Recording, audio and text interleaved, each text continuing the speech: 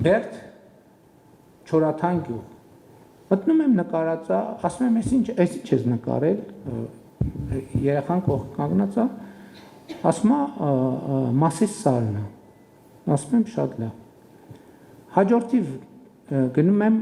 ասում եմ ինչ ես նկարել, նկարելա ցեղասպանության հուշահամալիրն է։ Հաջորդը ինչ ես նկարել, էլի ոչ թե անցյալի հետ կապված, ես հետո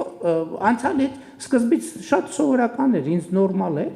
մինչև այդ պահը, որ ես տենց մի հատ պատուհան կար, այդ պատուհանից նայեցի, պատկերացնում եք Բերդում այդ բնաշխարհը, պատուհանից նայում եմ, տեսնում եմ հոյակերտ սարեր են երևում, անտառներ, ու ուզում եմ հարցնեմ այդ պահին, բայց չեմ հարցնում, չեմ ուզում երեխեքի հետ տենց ինչ-որ խոսակցություն լինի, ու վերադառնում եմ, հետո գործընկերներին ասում եմ, այս բոլոր նկարները անպայման ֆոտո արեք,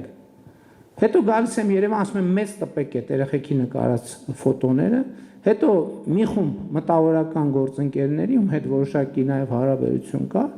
հրավիրում եմ ու իրանց հետ սկսում եմ քննարկեմ, ասում եմ, կարաք ինձ բացատրեք, ինչի էս երեխեքը